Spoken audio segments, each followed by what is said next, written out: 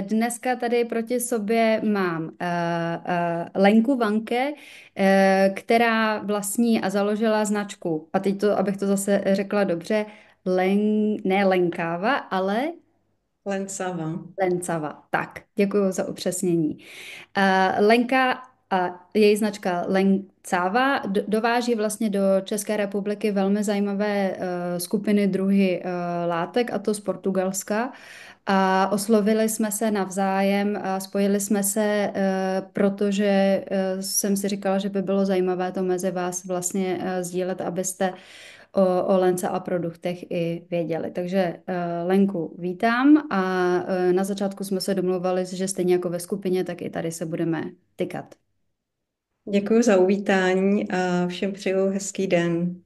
Super, tak jo, možná jak jsme se bavili na začátku, tak já jsem vyslovovala Lenkáva, jak vlastně, a ty jsi mě správně opravovala, jak vlastně tenhle ten název vznikl, když už se bavíme o značce.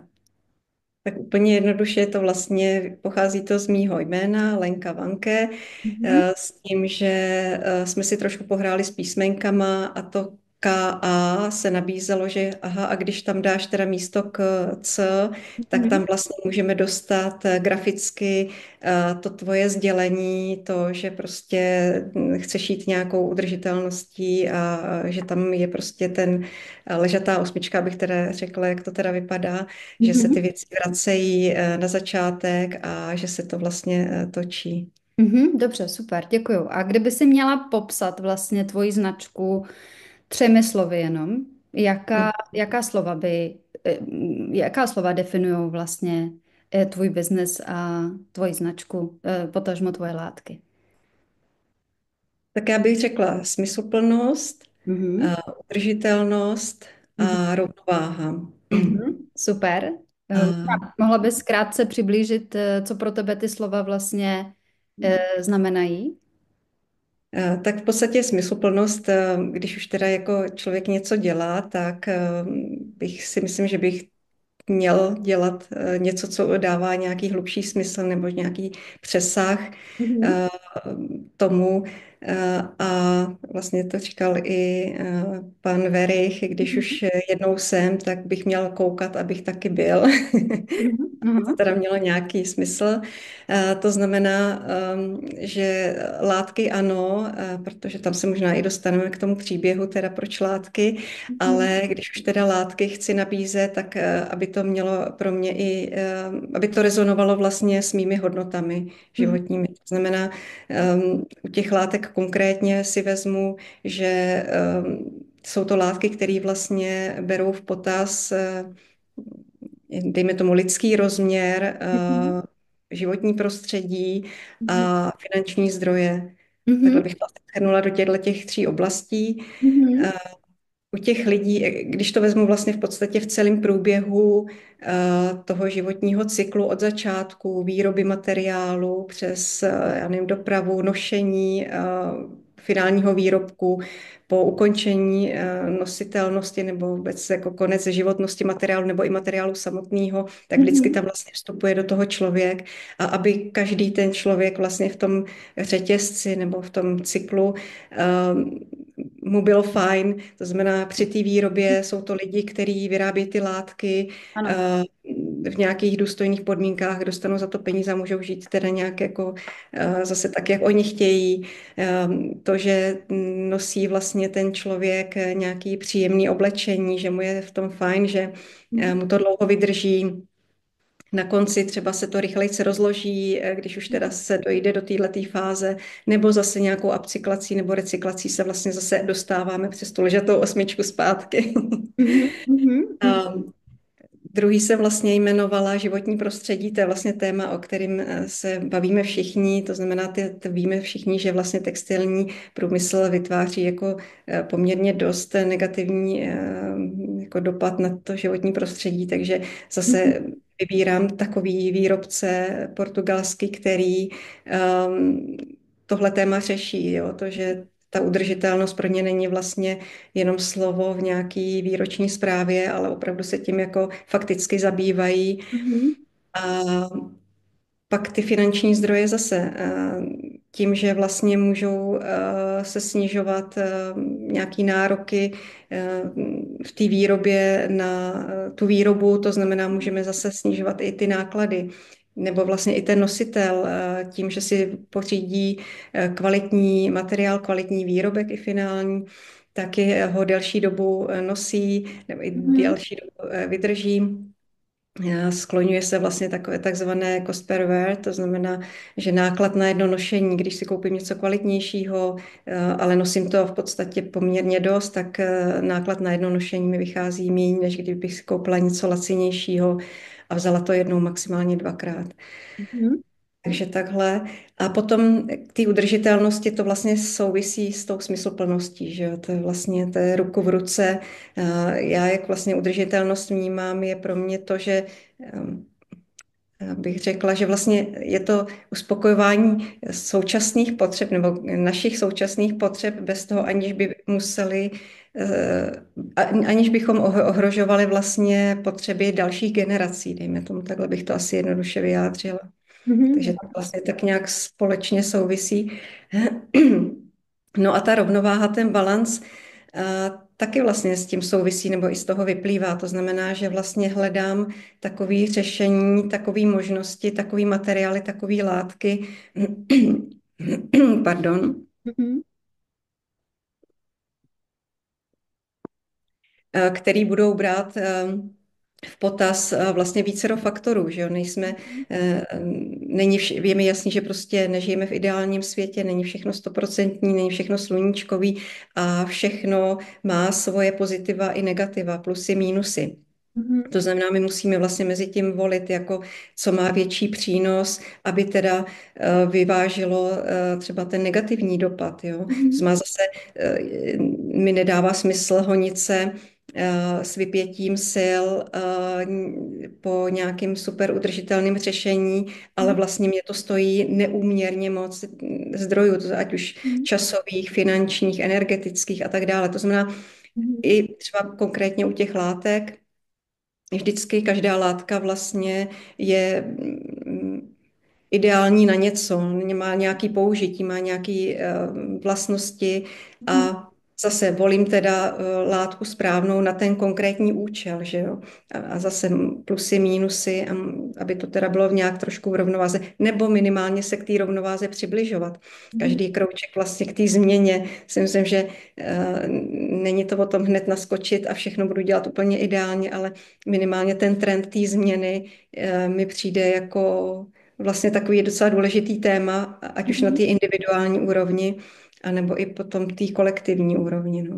Mhm. Super, děkuji za sdělení. Ta rovnováha je krásná. Musím říct, že se mi to jako moc líbí vlastně a že je to hodně i etická jako a hodnotová vlastně věc, kterou vlastně jakoby zmiňuješ, že jsi takovým třeba i pro svoje zákaznice seš takovým prvním tím článkem, který vlastně pohlídá všechny ty věci, všechny ty dodavatele, všechny ty výroby a teprve až potom to splní vlastně ty konkrétní kritéria, tak je teprve pustíš vlastně do prodeje. A ideálně tak, aby vlastně už tam byla třeba nějaká poptávka třeba po tomhletom typu sortimentu nebo materiálu, protože vím, že vlastně nedržíš velké sklady, že se snažíš reagovat vlastně na tu potřebu toho trhu, která se samozřejmě nějakým způsobem dynamicky mění. Přesně tak. A já se tě zeptám, to mě zajímá, ty jsi zmiňovala Portugalsko, ale my jsme v České republice, tak jak se to vlastně přemostilo, jak se to stalo a bylo to teda tak, že ty si objevila první Portugalsko a potom dodavatele v Portugalsku a látky, které se rozhodla přivést, anebo to bylo tak, že si v Čechách nemohla najít vlastně produkty a ty látky a tak se rozhodla vlastně hledat a narazila si konkrétně na tyhle ty materiály. Mhm. Tak já myslím, že jako v České republice jsou hezké látky. Určitě jsem tady taky jako nacházela a využívala látky, co tady jsou, Mhm. ale spíš to byla ta varianta první, kdy v podstatě je tam i ta vazba na Portugalsko jako takový, Mhm. už hodnotově, mentalitou, takže A tím, že vlastně zase se dostávám k těm hodnotám, že když už teda látky, tak dejme tomu v rámci evropského prostoru, ať už teda ta doprava není zatížena, nebo to životní prostředí není zatíženo tou dopravou a Portugalsko mi přišlo v tomhletom fajn a pak jsem tam vlastně začala nacházet ty konkrétní výrobce. A Mhm. vlastně i z toho důvodu, že vlastně se mi líbilo, že tam Portugalsko má jako velkou tradici v Mhm. textilním průmyslu. Tak jako podobně u nás byla nějaká historie, když to u nás to bylo přerušený, tam ne. Takže tam jsou stále ty výrobci, kteří začínali nějakým způsobem a drží si tu tradici, ale zároveň tím, že už tam je nějaký delší úsek nebo delší období, tak už třeba jsou zase tak vyvinutý, že mají finanční prostředky investovat do nějakých inovací. Mhm. Jo, to znamená, Mhm. že pokud se bavíme o nějakých recyklovaných materiálech, to samozřejmě jsou to nový přístupy, nový materiály, nové věci a to vyžaduje zase jako investice ať už do vývoje nebo do nějakých dalších třeba strojů a podobně. Mhm. Takže to mi přišlo jako fajn kombinace, ta tradice, ale i inovace zároveň. Super, super. Mhm, to můžu i potvrdit. Já, když jsem teda byla ve Španělsku, tak jsem opravdu několik fabrik vlastně navštívila. Oni mají i historii ve výrobě bot a podobně, stejně tak jako Portugalci. A opravdu některé ty technologie, to se může nám tady v Čechách o tom jenom Hmm. takže určitě super. Když se bavíme o těch produktech, jaký vlastně sortiment přinášíš k nám a potažmo vlastně i do skupiny? Mhm. Tak obecně v podstatě jsou to jak přírodní materiály, ale tak i zmiňovaný vlastně, dejme tomu, umělý materiály z Mhm. recyklovaných zdrojů, ať už dejme tomu z organického odpadu, z odpadu z plastů zachycených v oceánu, jsou to teda polyamidový, polyesterové materiály se Mhm. zrychlenou rozložitelností a podobně. Mhm. Laicky bych řekla šustiákoviny asi. Mhm. Tak z těch přírodních se bavíme o za mě teda zajímavým materiálu a to je vlna burel, která je, bych řekla, v podstatě typická pro Portugalsko, kdy v těch portugalských horách, kde jsou ovečky, tak od nějakého 13. století, teda to je datováno od 13. století, tam ty horalové a pastýři z těch oveček opravdu nejdřív je specifický vlastně u téhle vlny, že není jenom plstěná, ale nejdřív tkaná a pak plstěná, takže získává další vlastnosti. A Mhm. využili ji vlastně pro vlastní potřeby. Tím, že byli v horách, tak tam nebylo úplně ideální počasí, teplo, takže se potřebovali nějak zahalovat, nosit nějaký náklady v tom, nebo ženy vlastně si i vytvářely takový nosítka. A my to dneska nosíme na břiše, oni nosili na zádech nebo i zakrývali. A byl to vlastně multifunkční materiál. A v dnešní době bych řekla, že se ten trend zase vrací zpátky a teď se bavíme o tom zase jakoby tradiční materiál v nějakém, jakoby, dejme tomu, novém světě nebo novodobým pojetí, takže má to určitě uplatnění i teď. Naopak bych řekla, že je to taková nějaká renesance toho materiálu znova.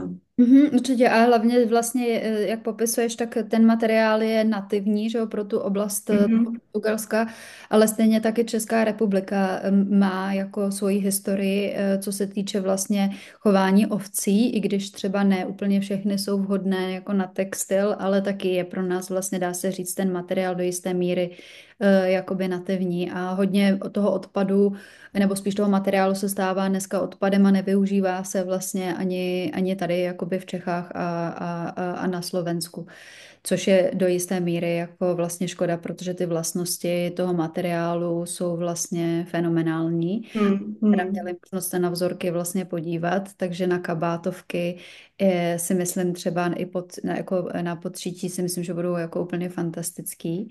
Jaký další ještě zajímavý druhy sortimentu materiálu vlastně teda máš k dispozici?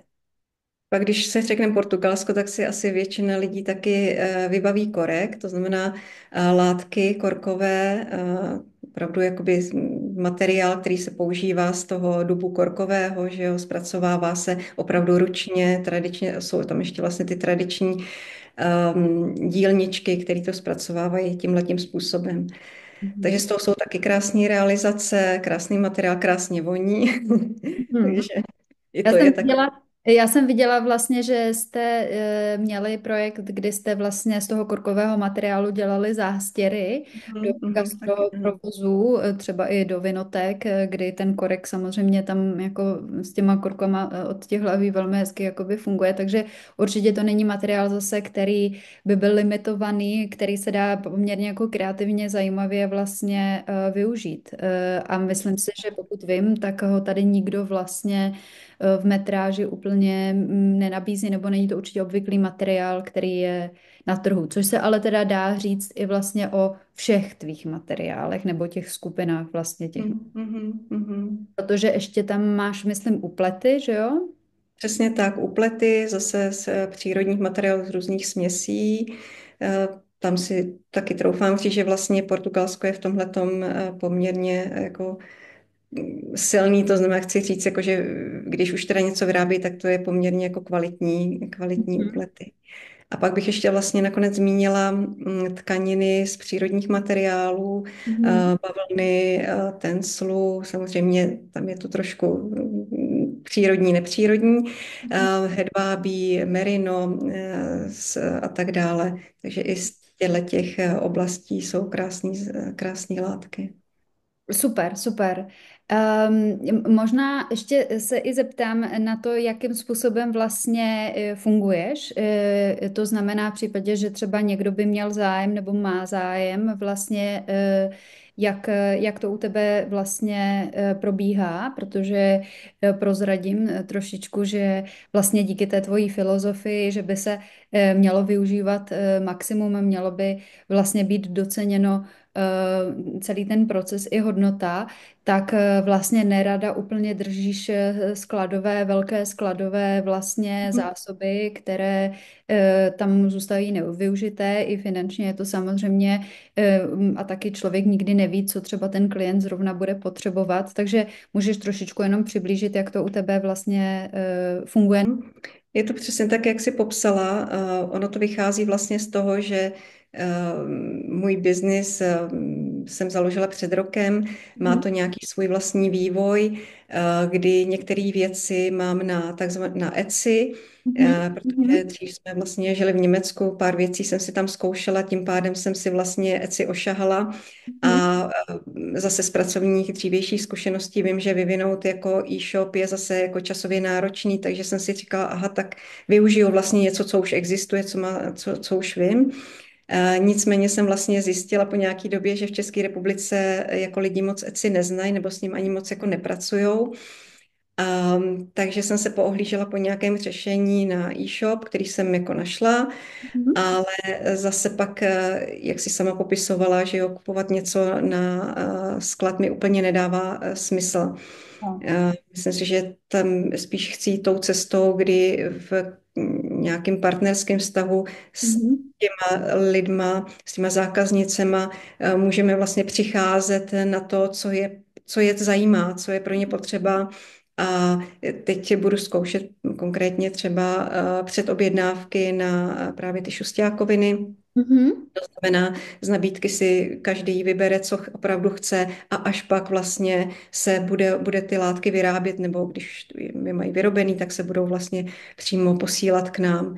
Mhm. Takže ano, e-shop v nějaký míře ano, Mhm. nicméně ne v takový ty klasický. Mhm. Pak je to teda nějaký přes komunikaci na Instagramu, kdy se vzájemně nebo mě někdo osloví, třeba typicky to bylo u toho Burelu, Mhm. a pak nějaký osobní vazby, kdy prostě ty lidi mě už znají třeba a chtějí spolupracovat. Takže vlastně to, co slyším, co říkáš, je, že preferuješ vlastně partnerskou spolupráci, kdy opravdu i s tím klientem nebo s těma klientama vlastně řešíš ty jejich potřeby a snažíš se vlastně skrz ten svůj sortiment a kontakty vlastně jim zprostředkovat to nejlepší možné řešení s těma kvalitama a hodnotama, které vlastně ty, potažmo i vlastně tvoje značka reprezentuje. Přesně tak, přesně tak. Super, to znamená, nejde o úplně šílený prodej čehokoliv, jak jsi říkala, po internetu a podobně. Super. Já se Mhm. tě zeptám, ty jsi zmiňovala, že vlastně je to rok, co už Ano. funguješ. A v tom podnikání, jaký byl takový tvůj jako velký jako aha moment, takový bod, kdy se to fakt zlomilo, že do toho jednak půjdeš a takový Mhm. ten jako aha moment během teďka toho roku nebo roku a něco, Mhm. jestli s náma budeš sdílet? Mhm. No to, že do toho půjdu, pro mě v podstatě nebylo nic jako světoborného, v tom smyslu, že bych se musela překonávat, jo, že někdo se na to připravuje a teď jako půjdu, nepůjdu, obavy a tak dále. Pro mě to bylo vlastně v nějaký jako logický vyústění. Mhm. Jo, to znamená, že když jsem se vlastně nasytila toho pracovat v nějakém korporátu, prošla Mhm. jsem nějakým mateřstvím, a vždycky jsem věděla, že si to chci zkusit, akorát prostě jsem potřebovala jakoby mít to správné načasování, tak pak už to vlastně bylo jenom to ze sebe vyvrhnout, když to tak řeknu. Super. Aha, a Takže takový to ten... tam jako nebyl, to bylo vlastně takový jako jasný, logický. A potom v rámci toho roku, kdy samozřejmě každý zná, kdo začne něco takového dělat, jakože je to potom jako velice intenzivní, byl takový aha, moment, asi bych řekla, ono jich je jako asi spoustu drobných, ale jeden jako pro mě zásadní bych řekla, že aha, Léňo, ale ty se bojíš prodávat. Mhm. Jo, jakože Jo, jo. tohle to Mhm. jako vylézt sama ze sebe, umět prodat a umět se prodat, samozřejmě to souvisí jako osobnostně a tak dále. A to je Mhm. vlastně téma, který já se jako učím, Mhm. který proto vlastně jakoby je to pro mě takový další proces, no, v tomhletom.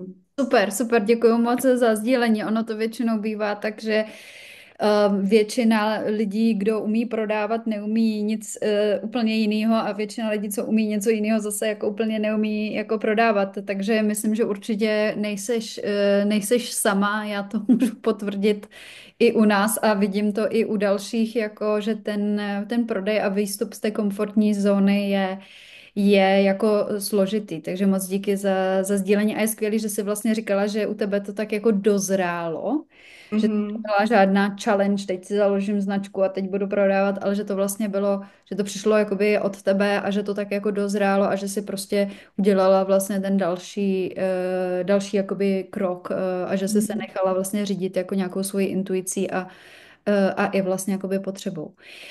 Když se teda zkusíme zamyslet, to je taková ta klasická pohovorová otázka, jako kde se vidíte za 3 roky, jo?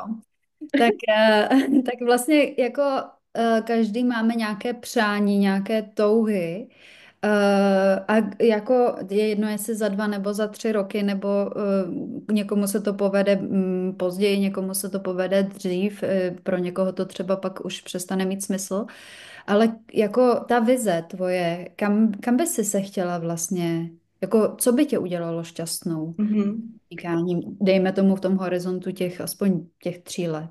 Mhm.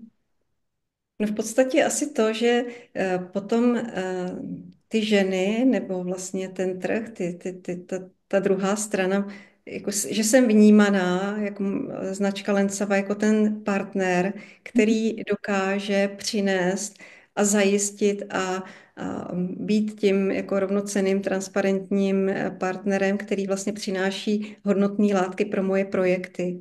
Mhm. Jo. Asi A, takhle možná a můžu jednoduše. se ještě jenom zeptat, jakoby zatím teďka jsi v České republice, ale máš třeba i vizi, že by si prodávala i, ty jsi zmiňovala vlastně Etsy, což je prodejní vlastně kanál spíše známý jako v zahraničí. Máš teda, je ti vlastně, nechci říct úplně jedno, jestli je to český klient, nebo je to třeba i zahraniční, že ty hodnoty a to partnerství a ta forma té spolupráce je pro tebe důležitější. Máš i jako jsi otevřená vlastně i tomu zahraničnímu trhu v případě, že na tebe narazí, nebo v případě, že tam je doporučení třeba? Určitě, nicméně to se do určitý míry třeba i teď děje v nějakých, jako dejme tomu sporadicky, kdy na tom Etsy třeba někdo na ty látky narazí. Nicméně asi v tomhletom kratším 2, 3letým horizontu já vnímám spíš jako, že ta mise je tady jako lokálně. Dobře. Jo, že, Mhm. Mhm. no, že tady teďkon je to potřeba. Super, super, to mám, to mám rád. Lokálně, a teď myslím jako Česko a Slovensko, dejme Jo, tomu. jo, jo. Super. No a to nás trošičku vede vlastně k takovému jakoby závěru, protože jsou tady i ve skupině ženy, které samy podnikají, které samy mají třeba menší projekty, větší projekty, mají svoje značky, mají svoje e-shopy, pohybují se ve fashion businessu, ale jsou tady i ženy, které rády šijou.